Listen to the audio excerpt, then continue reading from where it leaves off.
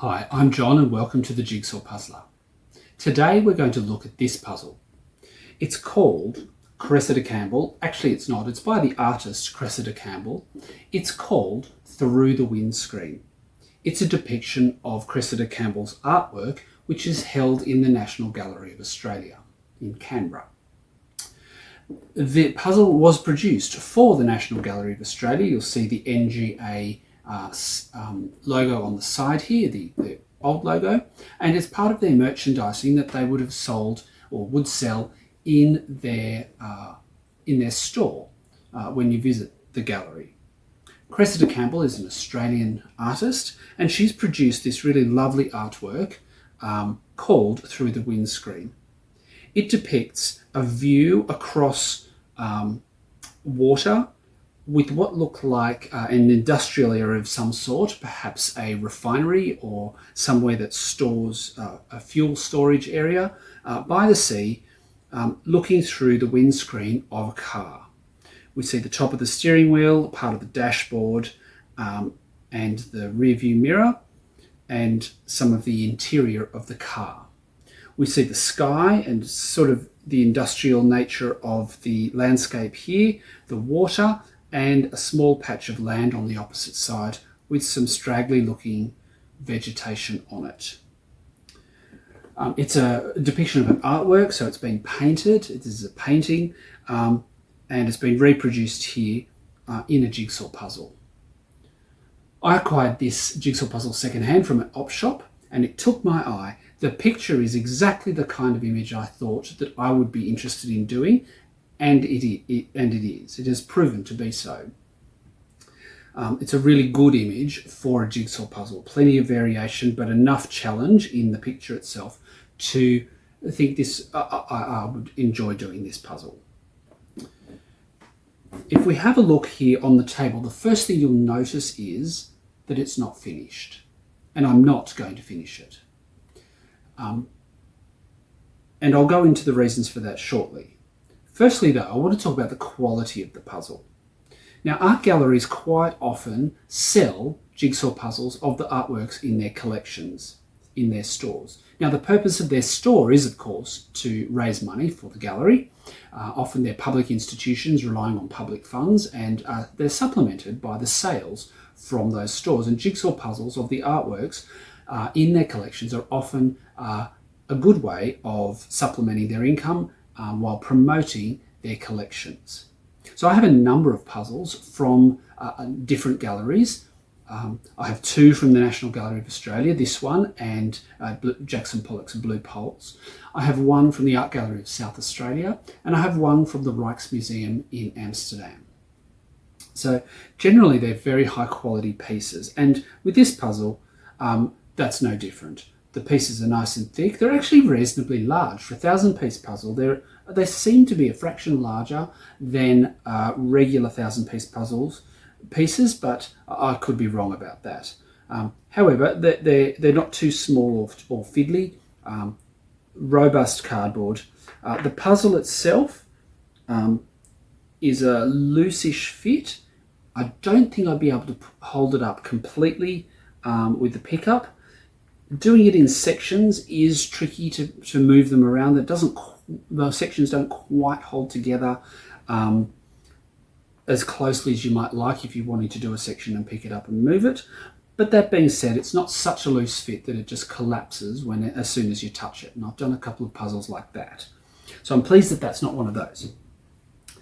It has a gloss finish, so with the lights there is a bit of glare, and that does make it difficult to distinguish the colour gradations when you've got banks of colour or just subtle changes in texture across the puzzle. So the good things about this are it is a wonderful image, and that the pieces are thick and they hold together well enough to be satisfying. However, there are a lot of drawbacks with this puzzle. The main problem I have with this is that it is loaded with false fits. Particularly on those sections like the sea and the sky, the unfinished sections here, there are so many ways that the pieces could fit together that it's almost impossible to kind of get it right. There are some pieces that don't fit very well, and you know that they are not in the right place, but others, there have been times where I could put a piece in or put a second, 3, 4, 5 different pieces in the one spot, and they seem to fit perfectly. The colour seems to grade perfectly, and yet ultimately they don't fit. For example, this area of yellow down here through the side window of the car, there are 1, 2, 3 edge pieces which are completely yellow with no other details on them, and 1, 2, 3, 4, 5, 6, 7 other pieces, middle pieces, that are only yellow with no details on them. I fiddled and fiddled and fiddled around with those pieces so long, and it took me, like, I had them in place. I had the pieces together, but I knew they weren't right. I knew they did not actually fit quite properly. And I sorted and pushed around and reorganized, and I just simply couldn't get those pieces in the right spot. Eventually I got it. After doing the rest of the puzzle, as far as I've gotten, I came back to it and I did a bit of a reshuffle and I got it. It was very, very frustrating, not at all satisfying. I could get the pieces in before I knew they weren't right, but there was no way for me to easily distinguish which ones were wrong. I just simply had to take the whole lot out and keep reshuffling and finally get a combination that worked. All right, so if you watch the time lapse, you'll see me right towards the end taking that section apart and redoing it, and finally getting it right. So when it comes to the water and the sky, where the colour gradations are so subtle, or the texture variations are so subtle that you can barely tell the difference between some of the pieces, I just felt that it was going to be nigh on impossible to put this together correctly without spending hours and hours and hours simply sorting them and pushing them around. The image on the box lid is not very big. I took photos of this, of sections of it, and enlarged it, and that did not help because all I got was an enlargement of the image which went very pixelated due to the printing process of this picture. So a bigger picture inside the box would have been a much more helpful thing to do, to look at the tiny flecks on the water in particular. The sections that I have done here in the water have got a distinguishing mark on them. So this section that's floating around in the middle, that does actually diagonally butt up against this other one, has tiny flecks of the waves on it, which you can just see on the picture if you look up close to it. So I knew that that's how they went together, and that's where they went together. All of these pieces that have some other element on them, part of the car, for example, or this industrial terminal here, then that wasn't too hard to get those into the right place. But still, I made a couple of mistakes in doing that. However, it wasn't too difficult to put those in place. The darker section of the water, grading from the very dark blue to the more pale, that wasn't too hard to put together. A few false fits there, getting them in the right spot. But this section here, and the sky in particular, where all the pieces of the sky look very, very similar. I just think it's going to be so difficult that I don't even want to attempt it. It's becoming not fun anymore. I could slug away at it. I could then turn the whole thing over and number it all on the back. But really, I'm not inclined. I do jigsaw puzzles for fun. I do speed puzzling occasionally for a bit of variety and also for fun. But I do these puzzles purely for the enjoyment of it, for the challenge of putting it together. Sometimes they're difficult, and it is an actual challenge to put all the bits in the right place. But this has gone well beyond what I would consider to be a fun challenge. So I'm going to pack it up and put it back in the box. This will probably end up back in an op shop because there is no way that I will do it again. I'm disappointed about that because it is an excellent image to do as a jigsaw puzzle. So how did I actually put this thing together? Well, one of the things, a couple of techniques that I've noted where I've tried different ways of trying to piece this together, particularly those challenging areas, that I just thought I'd like to share. The first thing I tried was, I'll just grab two pieces here that fit together, and they appear to fit together. The colour grades across there nicely, the pieces slot together beautifully. However, I know I can feel that they don't quite fit properly. If I hold it up to the light, I can see that the top edge does not make a straight line, that there's in fact a bump between the two pieces, and I can see light through the gap between the pieces. So if I can see light through the gap, I suspect that those two pieces don't belong together. So that's one tip, is looking at pieces up towards a light to see whether they fit. The second technique I tried is doing it from the back. Now, a number of people have suggested this to me because I complained about this puzzle on Facebook. And they said, well, why don't you try doing it from the back? And that is, of course, an excellent suggestion. So I did try that. And as you can see with you might not be able to see with this one. From the back, it does sort of, apart from the feel that it doesn't quite fit, it looks like it should go together. So I tried shining light through it. I tried it from the back to see if we had a really good fit. I felt the way that it fit together, whether it was accurate or not. I looked to see whether the lines of the cut lined up nicely with each other between the pieces, or whether there was, like this is, a bump. And then the other thing that I noted was that there is a repeat pattern for the cut of the puzzle. Now, a lot of puzzles have these, especially large scale ones. If you've got very large puzzles, they will have a repeat pattern. So the shapes, not the colors or the design or the image, but the actual shapes themselves across a line, you will find repeated every so often across the puzzle and down the puzzle. This one has a really simple repeating pattern. It's, if we want to take it from the edge, so there's an edge piece, then there is one of these, followed by one of those, followed by another one of those. So we can get these hold together even though they don't go together. Then another one of those. So there's 4 in a row that are the duplicate, a pair, and then there's one of these. And that's the pattern. So you get the 5 pieces together, and then the next 5 pieces will be the same shapes, just repeated and repeated and repeated. And it goes right across the entire puzzle. Going down the puzzle is even more interesting.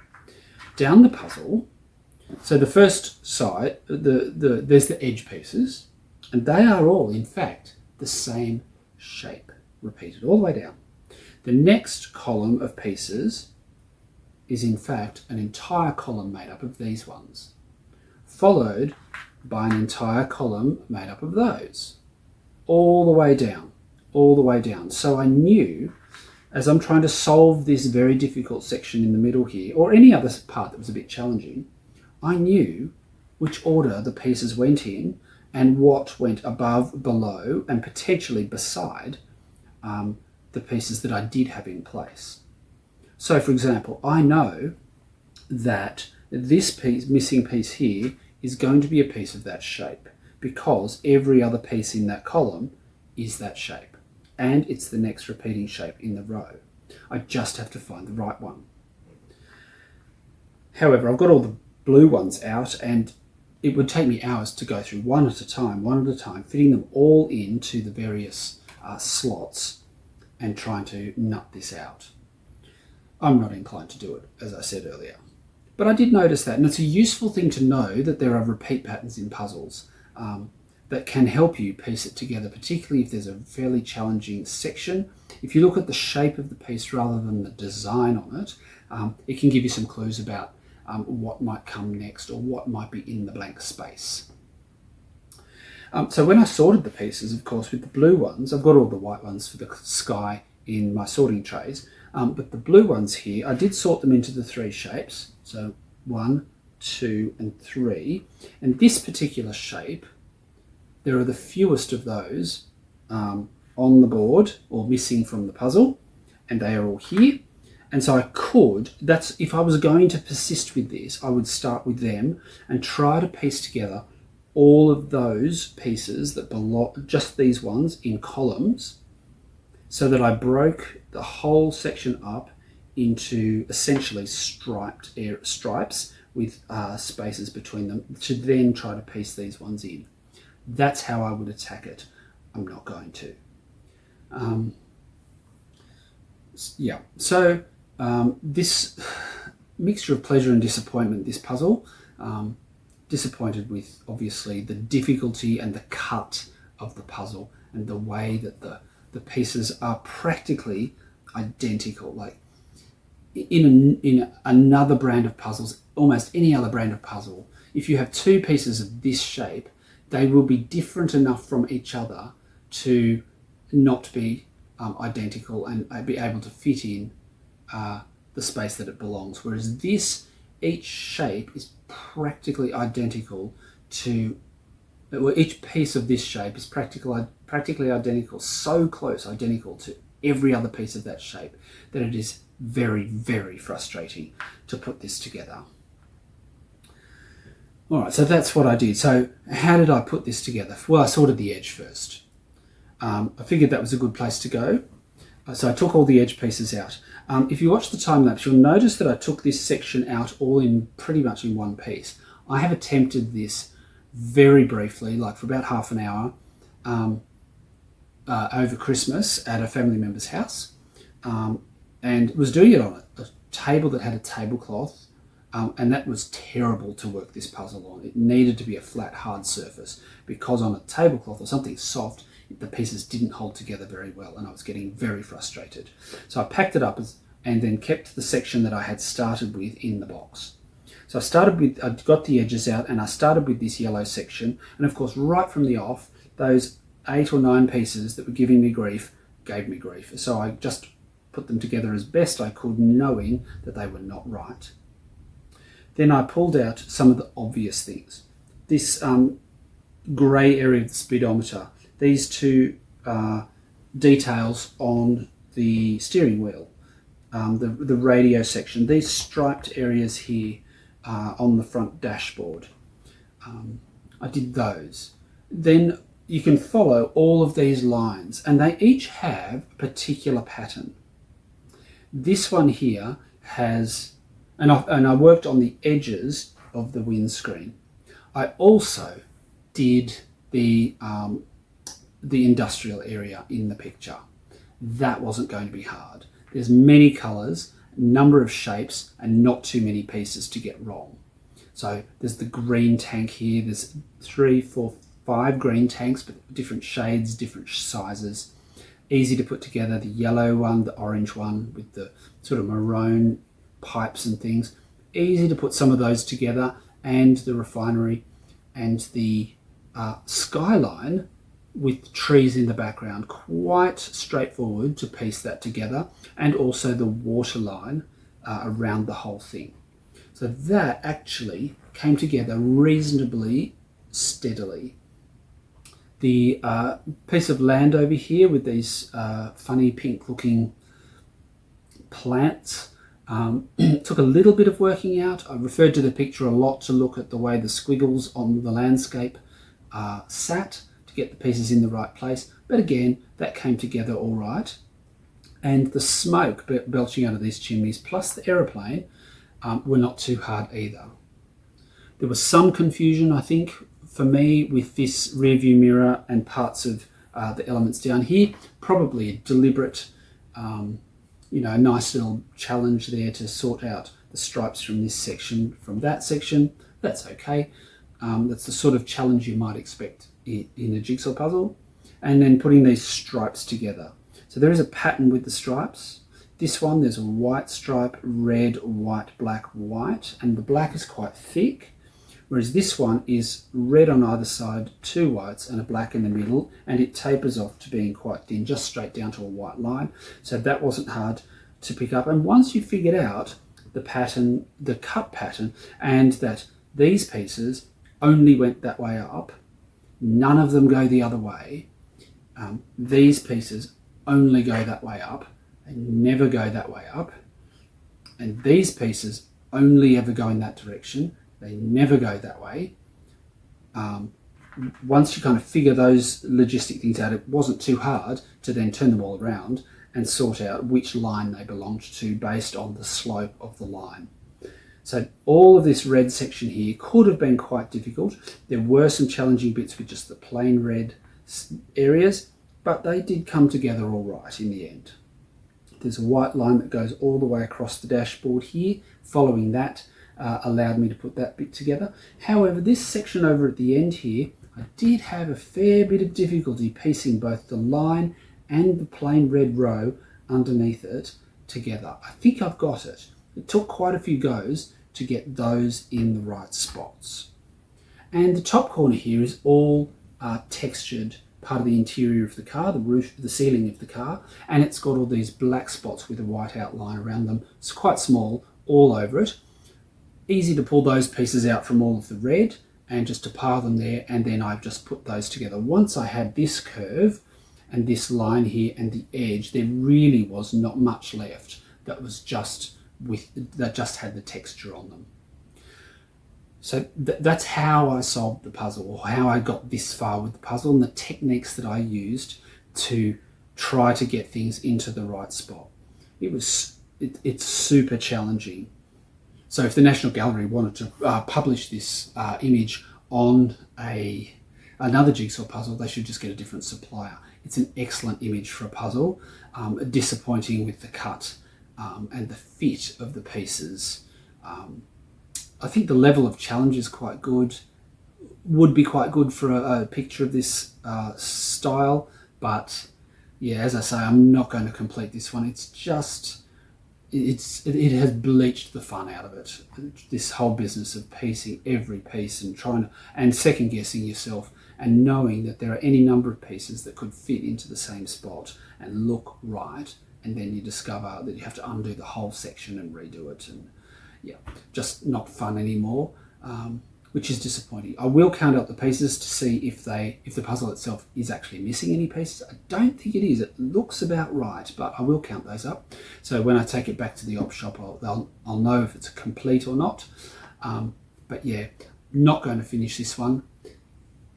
This one shows the highs and lows of doing a puzzle.